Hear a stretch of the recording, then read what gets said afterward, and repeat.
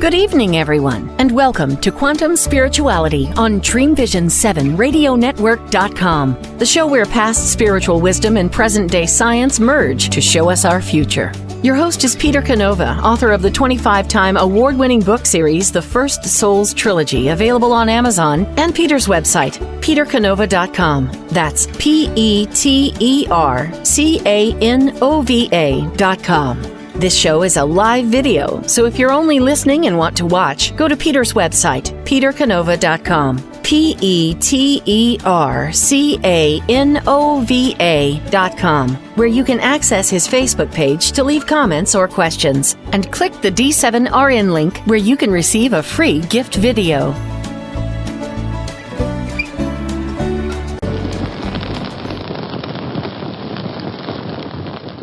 Hello, everybody. I'm Peter Canova, your host on Quantum Spirituality. And you may be wondering why this weird background. Well, for those of you that heard my announcement on the show last month, my home burnt down along with pretty much everything in it. And the reason I want to talk about this today is not to be dramatic, but to illustrate a point that relates, cuts to the heart of the very topic of this show, which is consciousness and its effects and its workings. The fire occurred on January 6th at approximately 5:15 to 5:30 in the morning. It started in the garage, which you can see in back of me is a complete mess.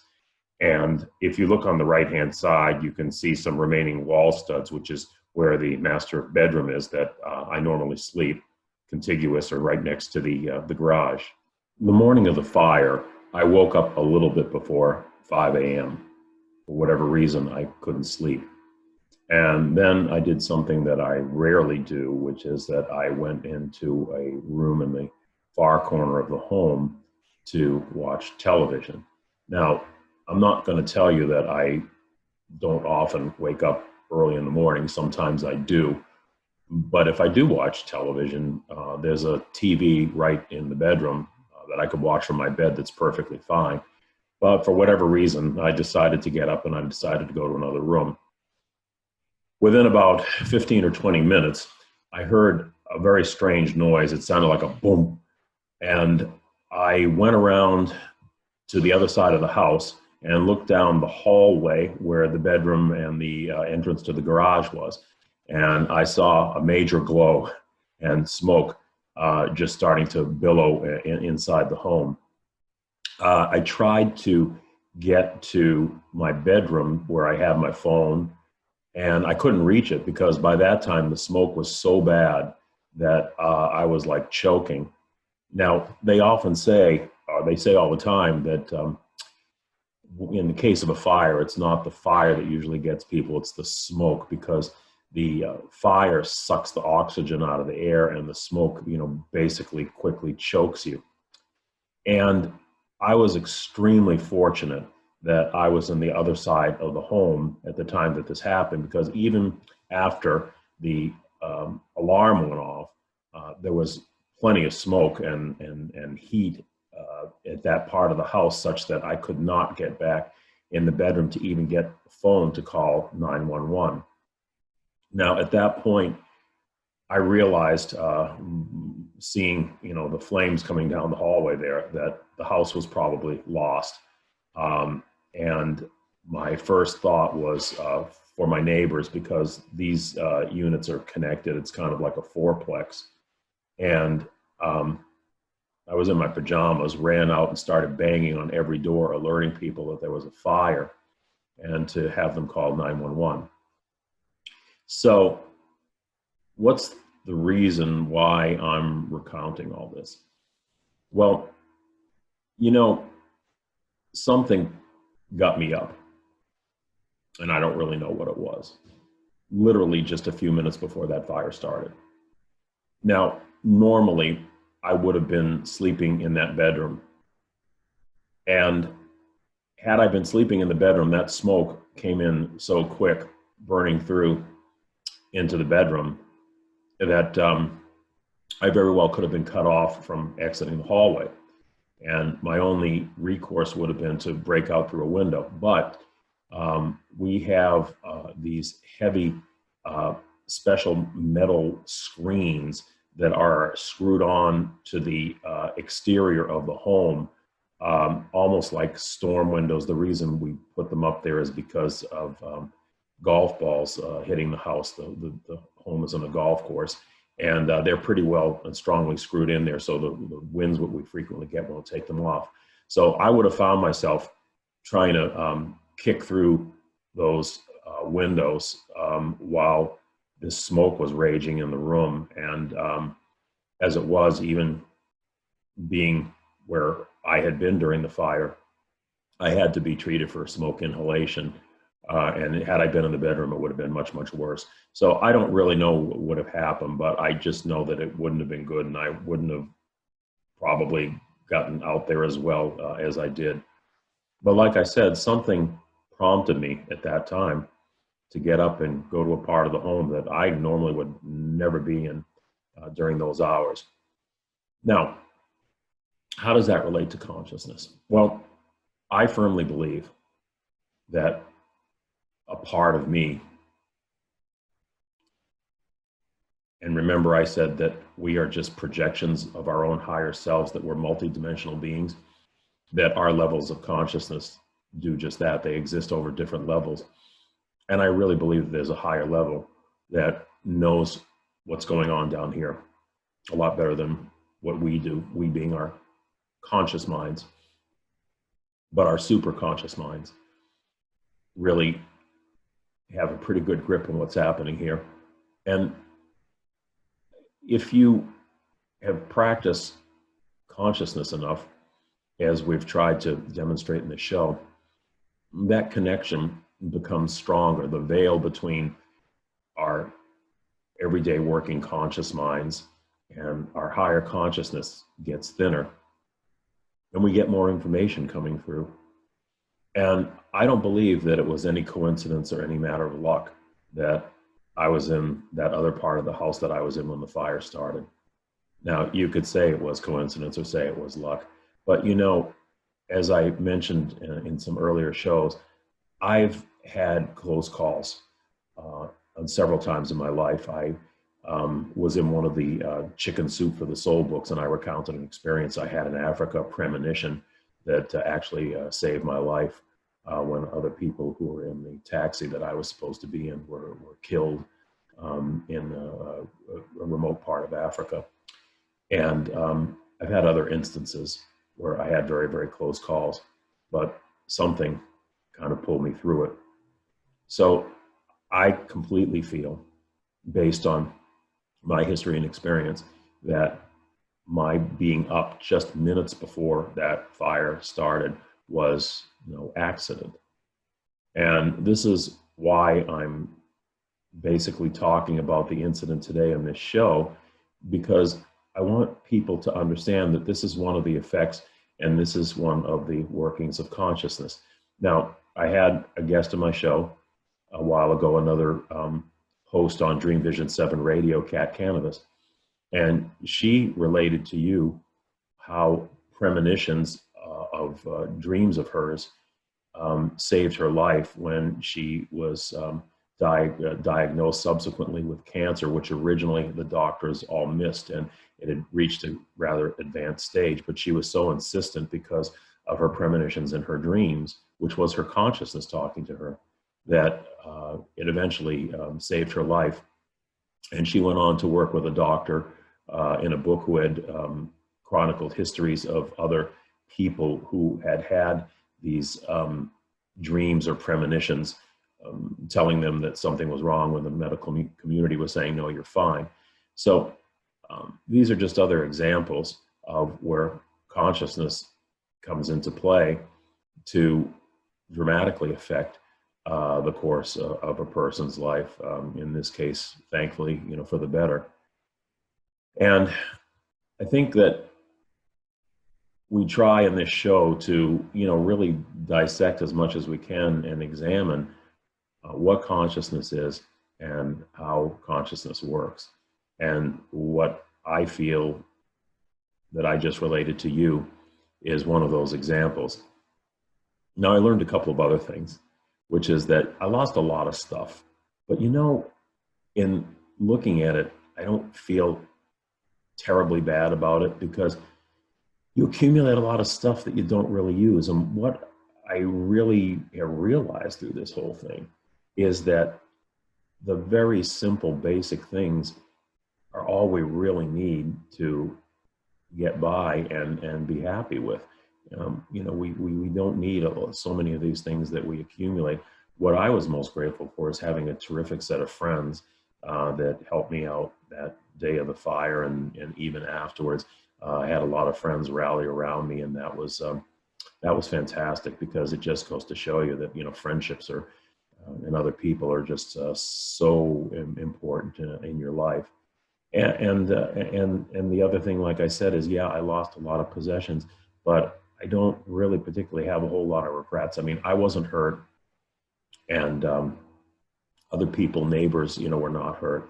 And to me, that was really the most important thing. I mean, that had anybody really been hurt as a result of that fire, it would have been, the feeling would have been quite devastating. But nobody was injured. And, other things are replaceable. And what I'm really thinking is I'm taking an inventory and I'm saying, well, gee, what are all the things I have to replace? Well, really, there's not a heck of a lot of things on that checklist that are really necessary. So, it kind of gives me a chance to simplify things a little bit.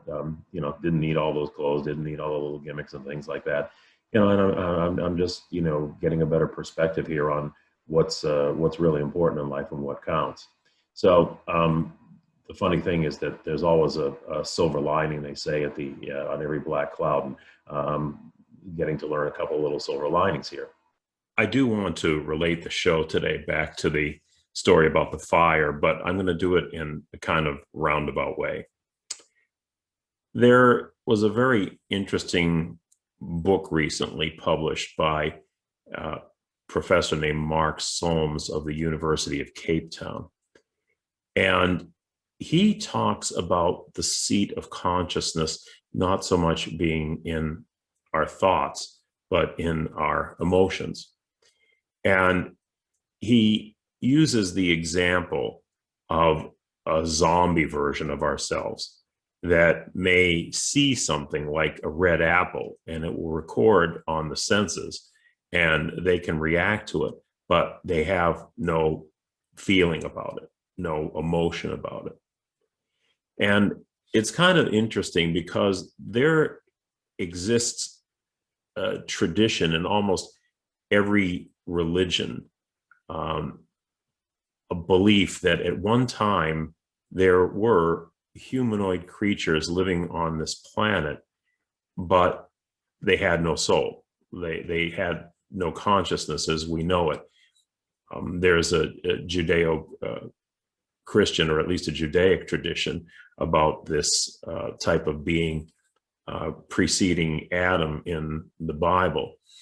And in fact, the great American psychic Edgar Cayce described this situation in a number of his readings. And my third book of my trilogy, The Light of Distant Suns, covers some of this interesting topic. Anyway, the point here is that it's entirely plausible to be able to think of a type of being, whether it's Mr. Spock or something more primitive, that certainly can analytically sense and react to things, but not have emotions about it. And he raises some very interesting points. I do believe that there was a time when there were physical human-like forms on this earth. I also believe that there was a point in time when consciousness from another dimension essentially merged or coupled with those forms to create what we call today's modern humans, or Homo sapiens. It's a fact, a puzzling fact, that Homo sapiens appeared on the scene very suddenly, very rapidly, almost without precedent, without fossil precedent in the evolutionary chain.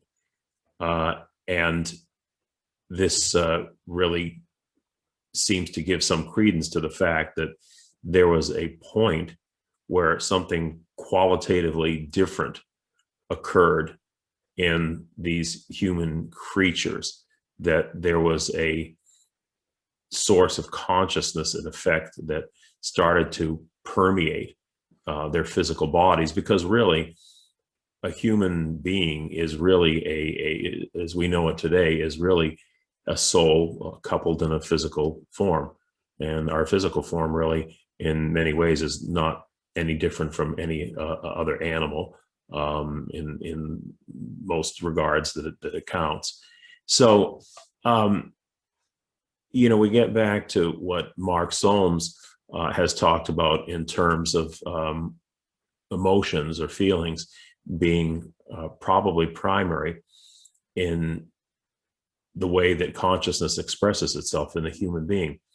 Now, let's just talk about emotions for a second. And I'm going to tell you something that you really need to think about.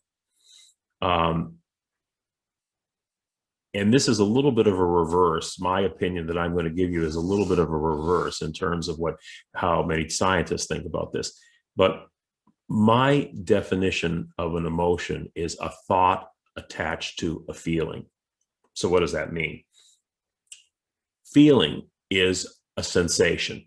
It's a raw movement of energy within the human organism. Or for that matter, it could be within other organisms, within other animals. It's just a movement of energy that can result from any number of different stimuli. So what's unique about human emotions is that we attach thoughts to those feelings. So, for instance, if we take the feeling of fear,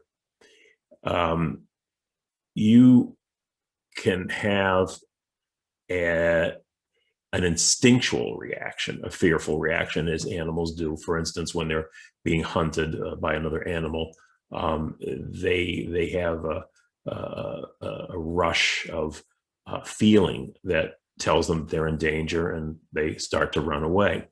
But it's not likely that they have a thought that's attached to that feeling that specifically says that, gee, I'm about to be eaten. So I'm fearful, and I'm having a fearful experience of being eaten. It's probably something more primitive in the animals. It's just an instinctual reaction. Whereas in the human being, a feeling can be coupled with a thought. Now, when the fire happened in my house, there came a point where I had a fearful reaction, but it wasn't fear for myself. I wasn't fear of losing my home, because I knew at a certain point that the home was toast. There was no way I could stop it. It had gone too far. And I was in a position, fortunately, after inhaling some smoke, I was in a position to run out of the home and escape. So I wasn't really fearful for my life. The thought that I attached to this whole feeling of fear was a fear for my neighbors, because our units are close together. And I was very concerned that this fire might spread and affect my neighbors. So I immediately proceeded to go around at 5:30 in the morning and pound on everybody's door to get them up and out of their homes, so that nobody would be injured. So the feeling I had, which was that it resulted from that sensation of seeing smoke and flames rushing at me, became attached to the thought that, wow, I got to do something about my neighbors. And that was the emotion of fear. That was how the emotion of fear expressed itself. So it was this thought attached to a feeling that produced fear. And so essentially, I really do believe that's what our emotions are. They're thoughts attached to feelings that produce our different emotions. And when you look at the whole idea of consciousness, what is it that distinguishes us from every other species on the planet? It's the quality of an experience that we have. In fact, there's a scientific term for it. It's called qualia, Qualia. Qualia are the experiences that we feel and we register inside of ourselves. So, for instance, if we get back to the example of an apple, if you don't have consciousness but instinct, you will recognize the apple, you will look at it, but you will not really experience the redness of it. The quality of redness doesn't enter into your feeling or thinking. We see an apple and we sense something about it. We feel something about it. It's delicious. It's beautiful. We can paint it as many painters have done. They've taken pieces of fruit and they've made artistic masterpieces out of them. This is what makes us conscious, that distinguishes us from other species, that we have these qualities of experience. And really, when you think about it, it's those qualities, it's those felt qualities and feelings that really make us human, as opposed to just instinctual or robotic type of animals, let's say, instinctual reactions. It's the felt experience that really makes us human, and it's the record of these felt experiences that build up over our lifetimes that largely define our actions and define our characters. So clearly, consciousness does express itself through our emotions. I also believe it expresses itself through our thoughts. I believe we're multifaceted creatures. And really, what we consider ourselves, our identities, our egos, our perceptions of ourselves, we're really the tail end of a multifaceted soul or spirit, because we have different levels of consciousness. We have spirit consciousness, we have soul consciousness, we have human consciousness. And these are all really one consciousness, but they seem different to us because they are experienced and understood at different levels of awareness of perception. So you take an example of a lake high up in a mountain, and let's say that lake is consciousness, is the source of consciousness. So the lake flows down the mountain in a stream. The water is the same water that goes from the top of the lake to the bottom of the mountain. But on its journey downward, it picks up various things, pollutants, dirt, and so forth, and becomes a little bit less clear, and it becomes muddied, so that the water that is experienced down at the bottom of the mountain is different than the pure experience of the lake at the top, but it's all the same water. It's one in the same. It's just different perceptions at different levels. And that's what we are as human beings. We are body, we are mind or soul, and we are also spirit. And we function at some levels as one at the very, very highest levels. But from our perspective down here, let's say at the bottom where we're looking at things, we don't really understand this. We don't really see this. And our perceptions are limited and colored by the environment that we're in, the physical environment that we were in. Because if we were in a non-physical environment, as our souls are, we would perceive things entirely different. But we're tied in with a body which has sensations and so forth. So we experience consciousness through a certain filter, but it is still part of the one universal consciousness that permeates everything. This is Dreamvision 7 Radio and TV Network and Quantum Spirituality with Peter Canova. I am your host, author of the 25-time award-winning First Souls Trilogy, which is available on my website, petercanova.com. That's PETERCANOVA.com. Please visit when you have a chance, and we'll be back shortly.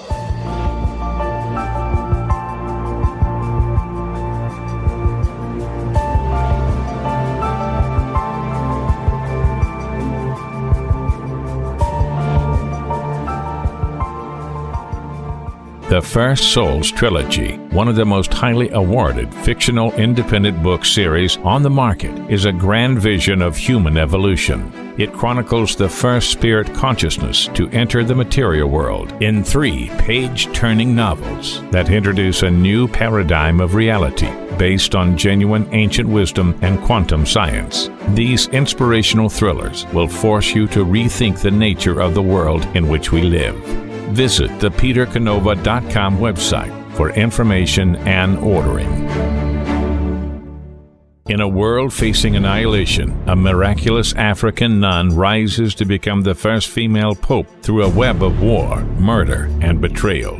Loved by some, hated by many, she becomes the deadly target of Islamic terrorists and her own cardinals as she introduces a new vision that will either save humanity or accelerate its destruction. 4 people must race against a nuclear holocaust to learn her astonishing secret. Pope Annalisa is available at petercanova.com, Amazon, and other online booksellers and bookstores worldwide. Why are we here? How can we be happy? Questions asked from millennials to boomers. Crappy to Happy, Sacred Stories of Transformational Joy answers them using true stories of grit, grace, and love. James Redfield, author of The Celestine Prophecy, wrote in the foreword, "This book is a seminar about emerging truths and offers grounded solutions through the art of the comeback." Dr. Bernie Siegel, a contributing author, wrote, "Bodies die, but spirits and consciousness survive and recycle." So, grab some tissues, open your book, and prepare to cry and laugh till it heals. Crappy to Happy by Reverend Ariel Patricia and Kathleen O'Keefe Canavas. Available from Amazon, Barnes & Noble, and booksellers worldwide. How did life start on Earth, and why is there so much suffering? Are we living in a simulated reality like the characters in the Matrix movie? Do parallel dimensions exist alongside ours, influencing our experience? What are the mysterious dark energies that penetrate our universe?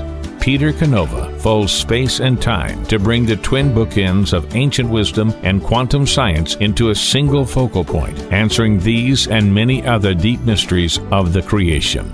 Quantum Spirituality can be heard every Tuesday at 10 a.m. and 10 p.m. Eastern and 7 a.m. and 7 p.m. Pacific on syndicated Dreamvisions 7 radio network. See the show where past and present merge to show us our future.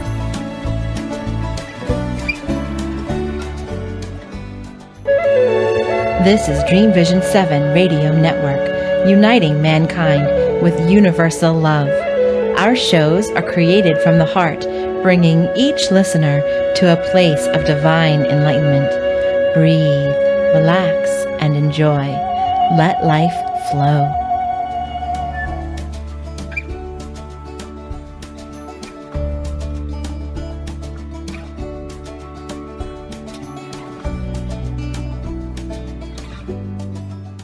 Welcome back to Quantum Spirituality on Dreamvision 7 Radio and TV Network.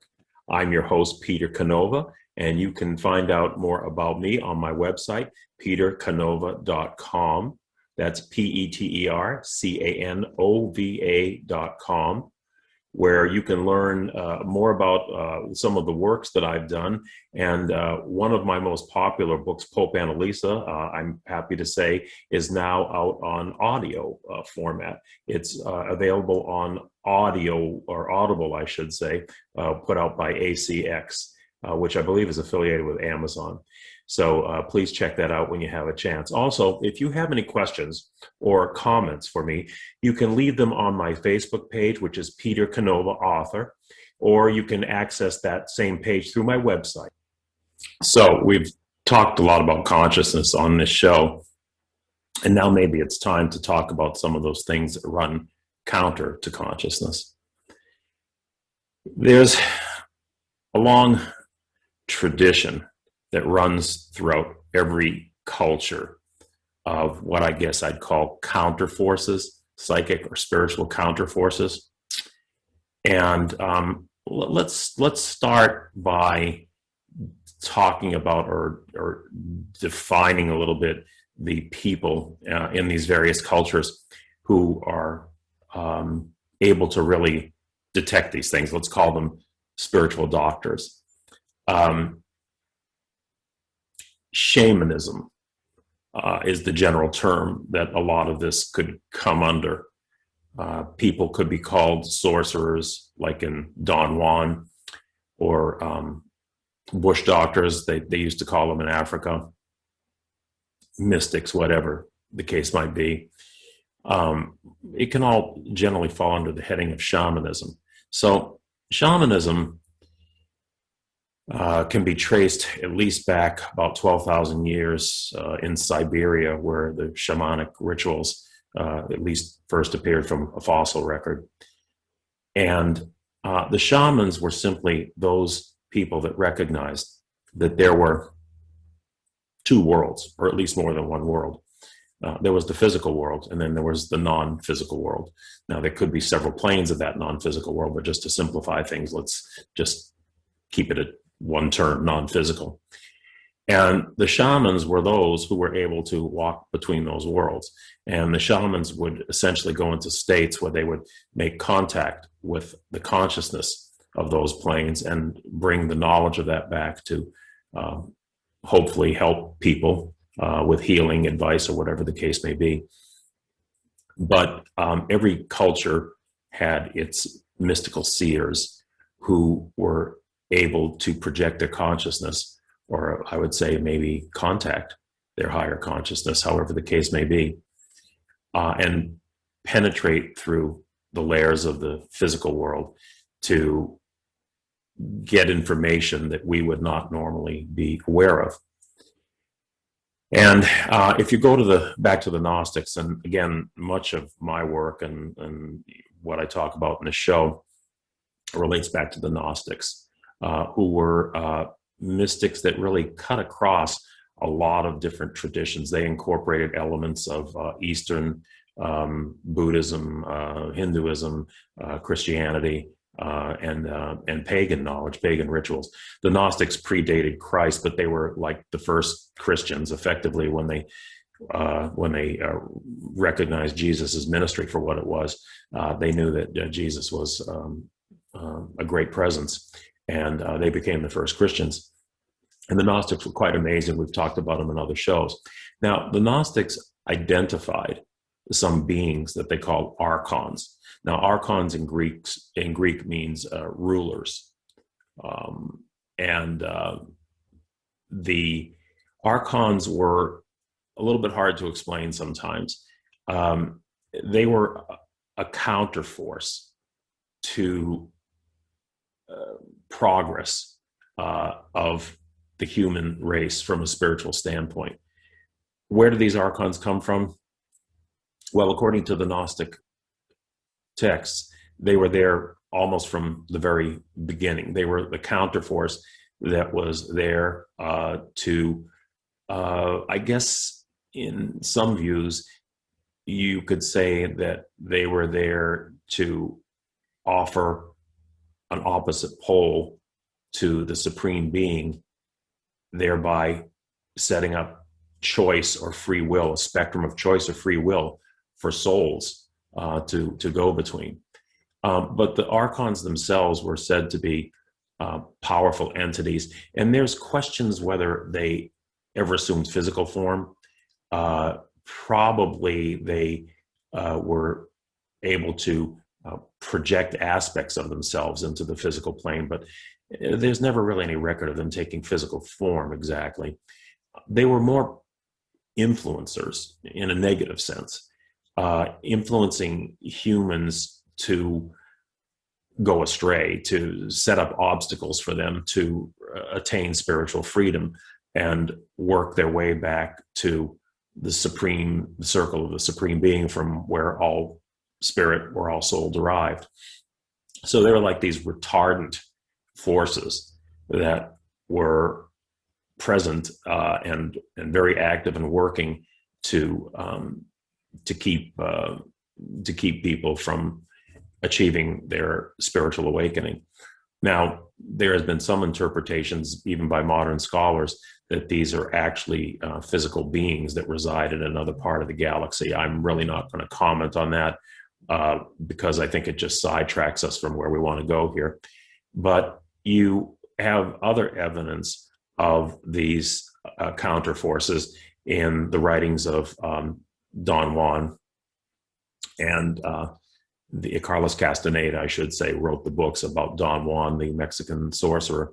And he would talk about beings called flyers, and they were able to the Mexican sorcerers were able to detect these kind of shadow beings, and they call them flyers because they seem to flit around. It's like you see them out of the corner of their eyes, of your eyes. And these flyers, they said, really were kind of the predominant force in this plane. And what human beings were challenged with was breaking through this sort of psychic ring of darkness in order to get through to the light and get through to the higher consciousness. There are other beings described in different cultures, but you even have a book actually to look at it from a psychological standpoint, which you can also look at it through. Carl Jung called part of ourselves the shadow, where we had a lot of turmoil inside our unconscious mind that was very counterproductive to our well-being. You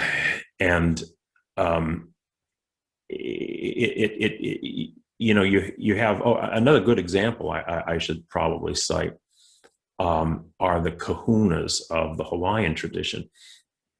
Now, the kahunas were pretty astute, and the kahunas recognized there was a higher self and a lower self. And the kahuna's goal, of course, was to merge or communicate with the higher self. But they said that there were certain things that prevented that from happening, which they called complexes. Now, that shades into more of the psychological field. But I think all these things are related. Whether we are influenced by the psychic forces that come from another plane, or whether this is purely something that arises from within us, again, is something I'm not going to cover here. I do tend to think that there are forces out there that intrude in our thinking and give rise to unwholesome ways of handling our lives that become real impediments. But it all goes through us. It flows through us one way or another, whether it arises purely from within our psyches or whether it is part of a sort of astral intrusion. It still plays out through us. And it is these complexes, as the Hunas called them, that can really hold our lives back.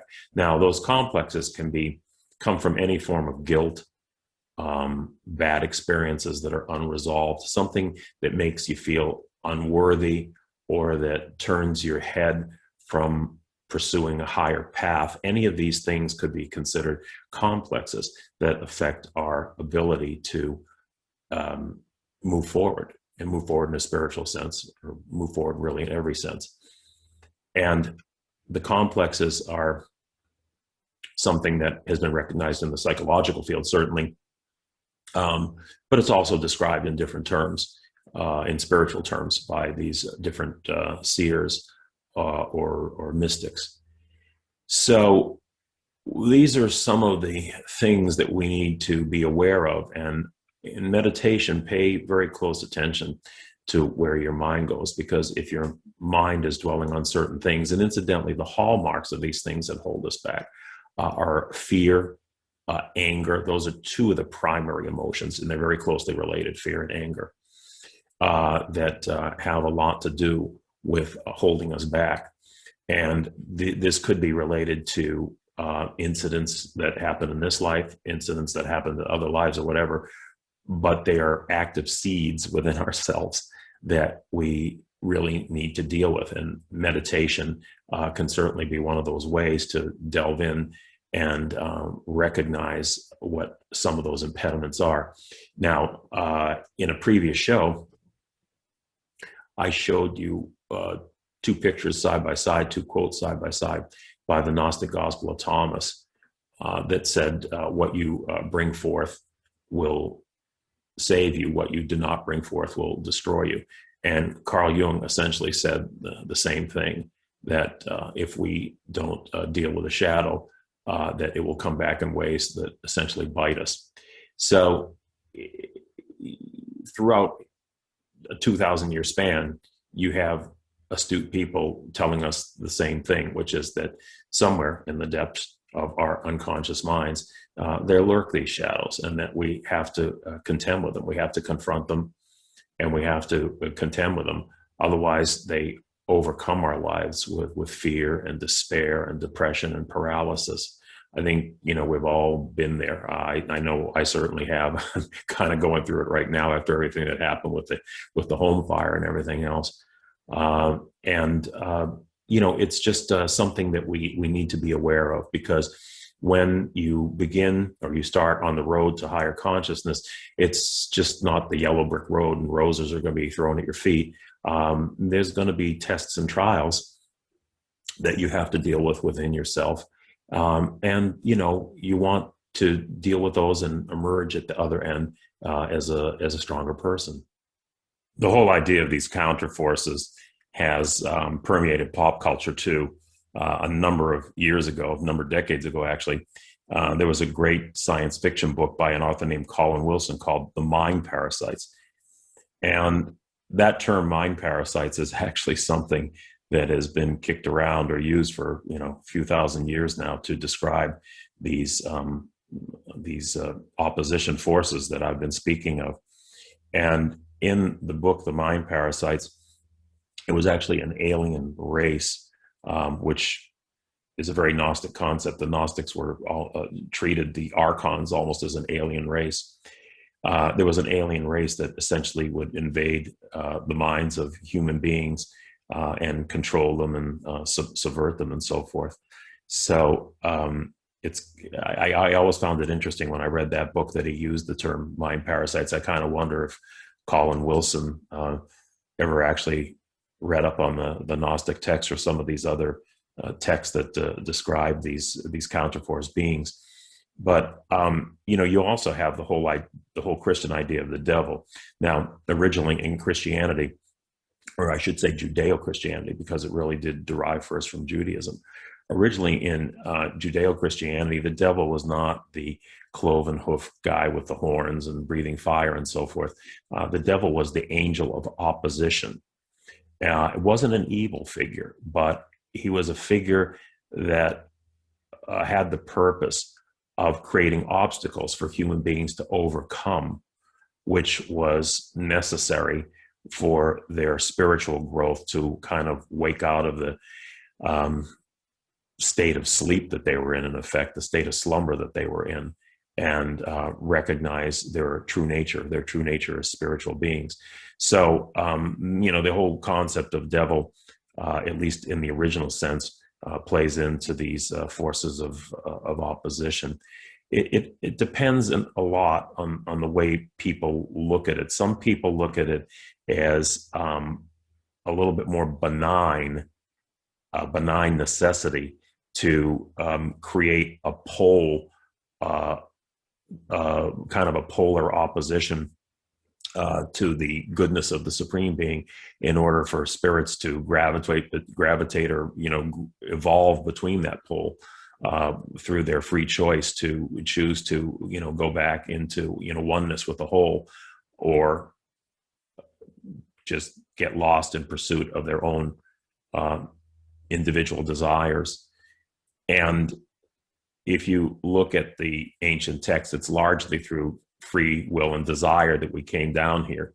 We had the desire not to conform to the kind of I don't know why I should call it hive mentality of heaven, where things were a little bit more in lockstep. I might be make that sound too harsh, because it really was a harmonious plane as it was envisioned by many of the ancients, and abandon that in order to pursue our own individual desires. And so it was the whole force of desire that eventually led us to express individuality, extreme individuality, in the form of separate bodies on a material plane. And if you look at the whole central tenet of Buddhism, it's to eliminate ourselves from those desires in order to ascend, in order to achieve Buddha or higher consciousness, in order to ascend back to where we came from. It's time for a break. I'm your host, Peter Canova, and this is Quantum Spirituality, the show where the past and the present merge to tell us about our future. Don't go away. We'll be right back.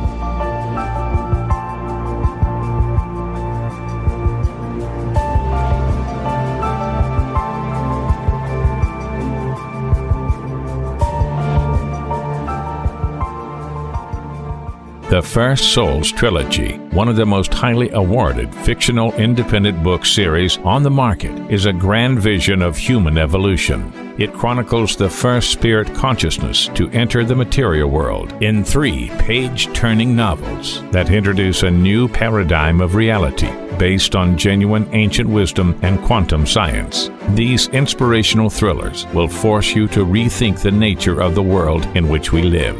Visit the petercanova.com website for information and ordering. In a world facing annihilation, a miraculous African nun rises to become the first female pope through a web of war, murder, and betrayal. Loved by some, hated by many, she becomes the deadly target of Islamic terrorists and her own cardinals as she introduces a new vision that will either save humanity or accelerate its destruction. 4 people must race against a nuclear holocaust to learn her astonishing secret. Pope Annalisa is available at petercanova.com, Amazon, and other online booksellers and bookstores worldwide. What if dreams can diagnose your life? What if we can meet the love of our life in dreams? Join host Kat O'Keefe Canovis, the #1 internationally best-selling author of Dreams That Can Save Your Life, written with Duke University medical doctor Larry Burke. Dreaming Healing is where we'll explore dreams, research, and interpret dreams from you, the caller. Dreaming Healing shows can be heard every Tuesday at 9 a.m. and 9 p.m. Eastern, with live shows on the first and third evenings at 9 p.m. Eastern, 6 p.m. Pacific Time on syndicated Dreamvisions 7 radio network. Come live your dreams out loud with Kat. How did life start on Earth, and why is there so much suffering? Are we living in a simulated reality like the characters in the Matrix movie? Do parallel dimensions exist alongside ours, influencing our experience? What are the mysterious dark energies that penetrate our universe? Peter Canova folds space and time to bring the twin bookends of ancient wisdom and quantum science into a single focal point, answering these and many other deep mysteries of the creation.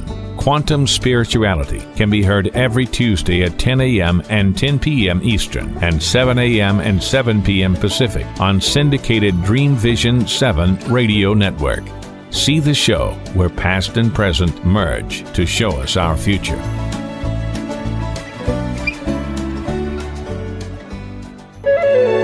This is Dreamvisions 7 radio network, uniting mankind with universal love.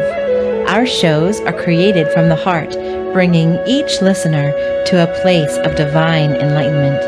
Breathe, relax, and enjoy. Let life flow.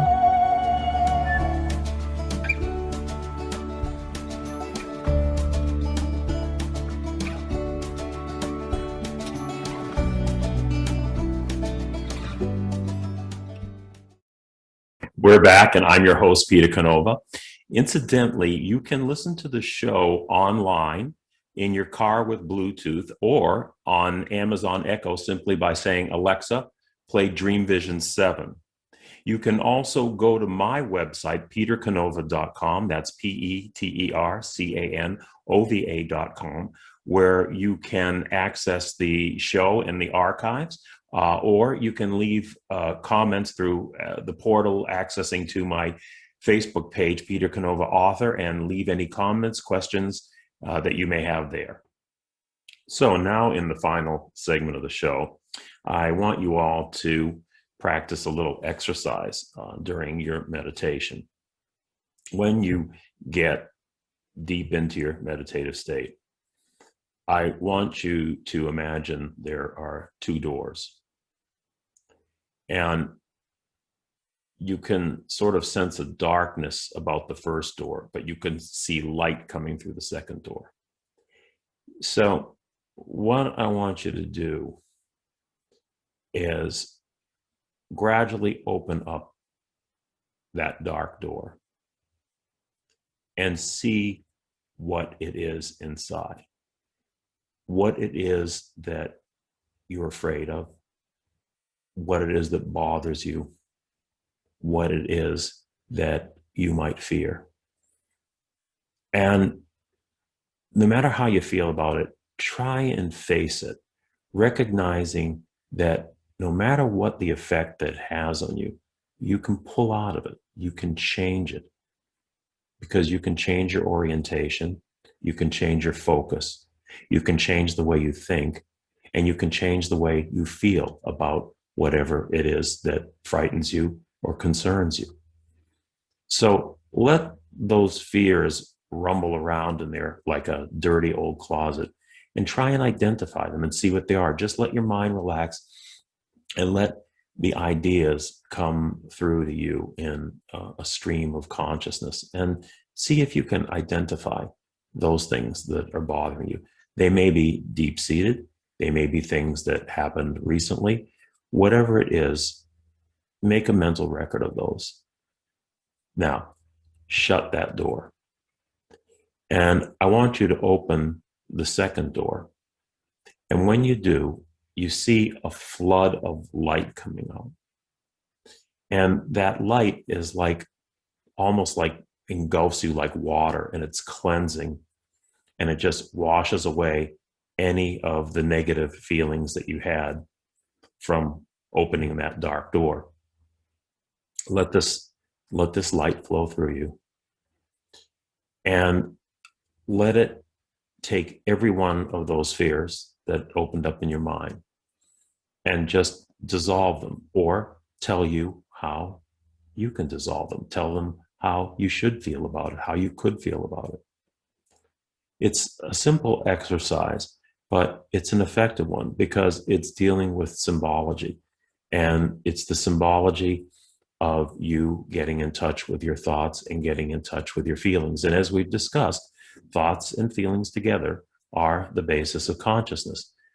And as we burn away or dissolve those negative thoughts or those negative feelings, it opens up the channel of light. It gets rid of those complexes that we discussed in the earlier segments. It helps you to deal with those, because we all have them. We all have our fears. We all have our concerns. We all have our hurts. We all have the things that just don't make us feel the way that we want to feel. Sometimes we may be conscious of those things. More often than not, we aren't. And that's why this exercise is effective, because you're now dealing with this in a more relaxed state of mind, where your subconscious mind and your unconscious mind can start to divest themselves or expose some of those areas of your life that really need attention. So try that exercise and see if it makes you feel better. Please write me. You can contact me on my Facebook page at petercanovaauthor.com, or contact me through my website, which will also access you to the Facebook page, or those are means that you can get in touch with me. And let me know if this helped you. Let me know if this exercise was successful for you. I think it really can be helpful. And, you don't have to limit yourself to doing it one time. You can practice this.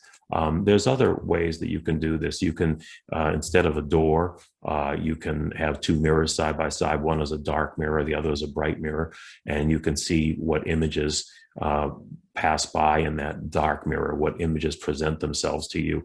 And those images will show that those are things that you have to deal with. And once you become aware of those things, then you just shatter that dark mirror and let the shards blow away in the wind. And now look at yourself in the bright mirror and see yourself surrounded by the light, which is basically helping you in dissolving all those negative influences that you felt when you were looking through the dark mirror. So anyway, try these exercises. I hope they work for you. And please join us next time. Now, I'm working on borrowed equipment here. As I told you, my house is pretty much destroyed along with everything I own in it. So I'm going to try and do as many new shows as I can. We may have some repeats in here, but we'll keep we'll keep on with this show. The viewership has really grown tremendously. We're, I think, over almost 50,000 views right now in a fairly short period of time.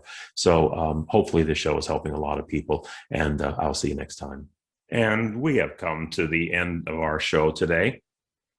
Please remember to watch us the first Tuesday of every month. And you can access the show archives through my page on Dreamvisions 7 Network, which is accessible through my website, petercanova.com. So please keep on joining us.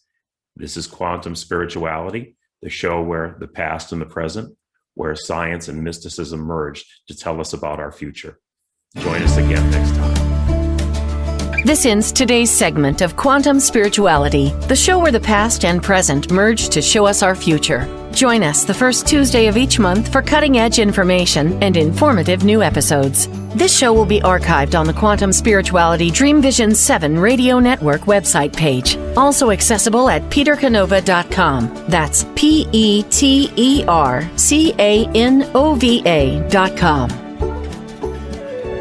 This is Dreamvision 7 Radio Network, uniting mankind with universal love. Our shows are created from the heart, bringing each listener to a place of divine enlightenment. Breathe, relax, and enjoy. Let life flow.